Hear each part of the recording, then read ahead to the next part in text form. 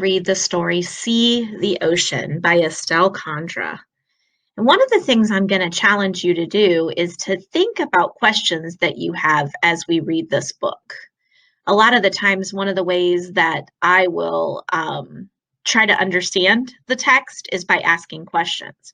Sometimes I get the questions answered throughout the book, but sometimes I don't. So let's see if you can ask some questions as we go. And then at the end, we'll try to see if any of them were answered.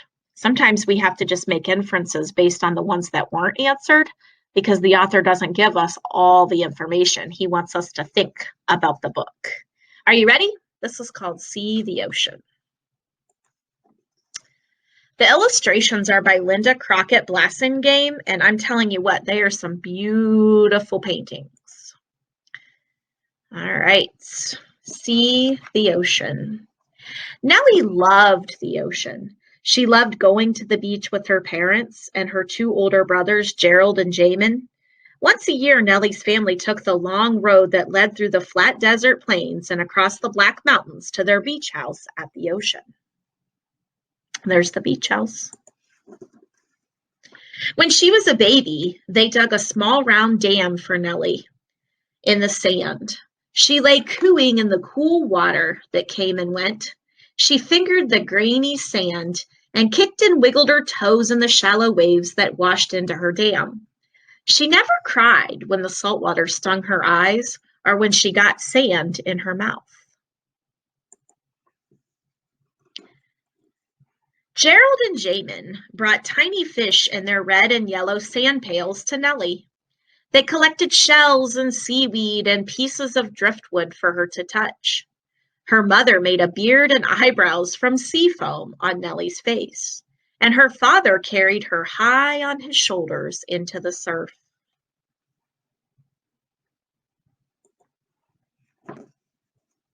Nellie took her first steps on the beach. She waddled around in a striped bathing suit, stepping on a sand castle here and slipping and rolling in a sand ditch there. Her skin tanned as brown as the rocks and her hair bleached as white as sea foam.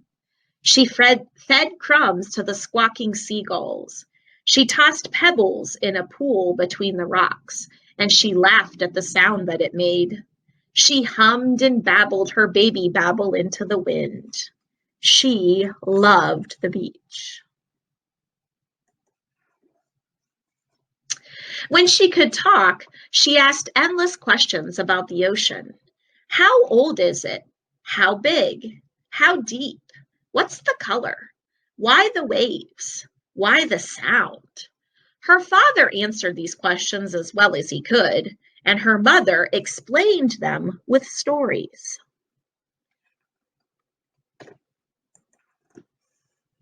Each year, they loaded their car and set out along the road that led through the flat desert plains and across the high Black Mountains to the ocean where they had their beach house. Nellie never fought with her brothers for a window seat. She sat happily between them in the back seat, dressing and undressing her doll and listening. She listened to them talking and telling about the things that they passed along the road.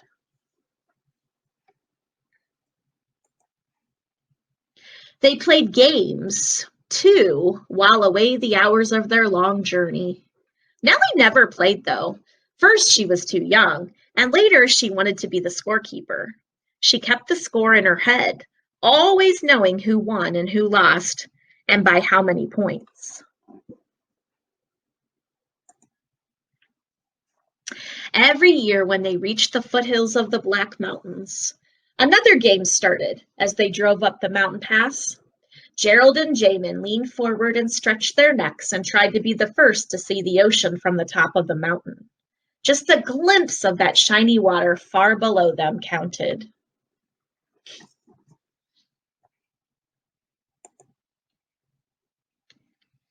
Sometimes Gerald would be the first one to shout out, "There it is, shining blue between those trees down there."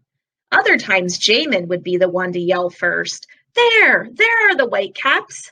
That means wind on the ocean." But Nellie never competed. She just sat quietly and listened to the talk and excitement and she felt excited herself.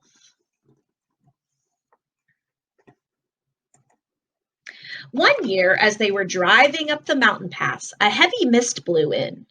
When they came to the top of the mountain, the mist lay thick around them and across the mountain peaks.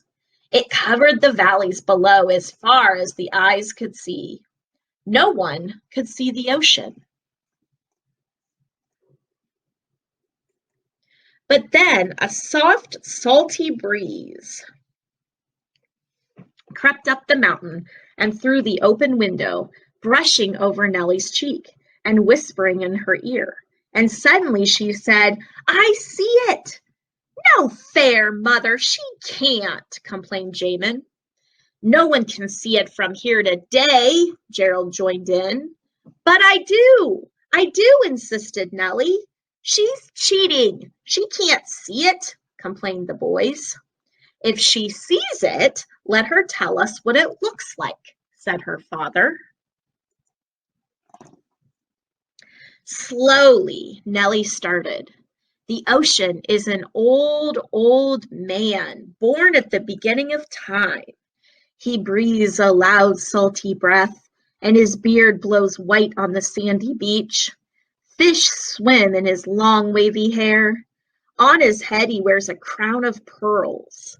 On his feet he wears shoes of shells. Sometimes the wind blows his hair about in big, wild waves. Then he gets angry and he roars and he hisses and he spits. When the sun shines, he laughs and gurgles and prattles in the rock pools. He smiles a wide silver and green smile on the beach. On his shoulders he carries ships and boats. But at night he's more beautiful than ever.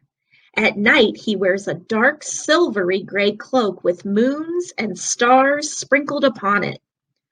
Every night before he goes to sleep, he pulls a soft, misty blanket over himself." Do you see that picture of the old man right there? For a long while, no one said a thing. They just looked and looked at Nellie. And then Nellie's mother turned around in her seat and she stroked Nellie's cheek. Jamin grumbled, "Ugh, it's still not fair. How could she see through the mist when we can't? She can't even see," said Gerald. "Now, boys, stop that," said their father in a thick voice, and their mother said, "Listen and pay attention. Though your sister's eyes are blind, she can see with her mind." And Nellie smiled to herself as she thought how very much she loved the ocean. What are you thinking? These are some questions that I had as I read the book, because at the beginning, I was wondering all of these different things about Nellie. Like, I wondered why she didn't cry when the water got in her eyes or when the sand was in her mouth. I wondered why she always asked what the ocean color was.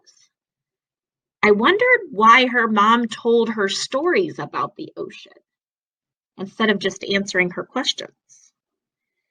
Why didn't she want a window seat? Every kid wants a window seat. Why did she keep the score in her head? Why didn't she write it down? Why does she always wear a hat? I noticed in almost every picture, even in the ones in the car, she had a hat on. Why didn't Nellie try to see the ocean? Like when the boys were trying to compete to figure out who saw the ocean first, why didn't she want to? And then when she described that she could see the ocean based on the feeling of the salty breeze on her cheeks, why didn't the boys feel that salty breeze? And then when she explains the story of the ocean, she compares it to an old man. That whole entire page has personification and similes and metaphors and so much figurative language in it. Why does she describe it like that? And then towards the end of the book, I started to kind of understand. Mom said she can't see. And then she explains that she's what? She's blind. So I go back and I look at all of my questions, and then all of these things start to make sense. Why doesn't she cry when the salt water gets in her eyes? Because she probably doesn't feel it. Why does she ask what color the ocean is? Because she can't see it. She doesn't want a window seat because she doesn't need one. She keeps the score in her head because she probably can't write because she can't see the paper. I'm still not sure why she wears a hat on her head all the time. Maybe she just likes that. Do you see what I'm saying? When you go back and look at your questions, then all of a sudden things start to make sense when you find out what happens at the end of the book. How was she able to see in her mind? What did she do throughout her life that helped her to make that visualization in her mind of the ocean? Remember, she listened to all the stories, and her mother told her stories about the ocean, and she put all of those together. And she, even though she couldn't see, formed a very, very descriptive picture in her mind based on all the things that people had told her and all of the experiences she had with the ocean.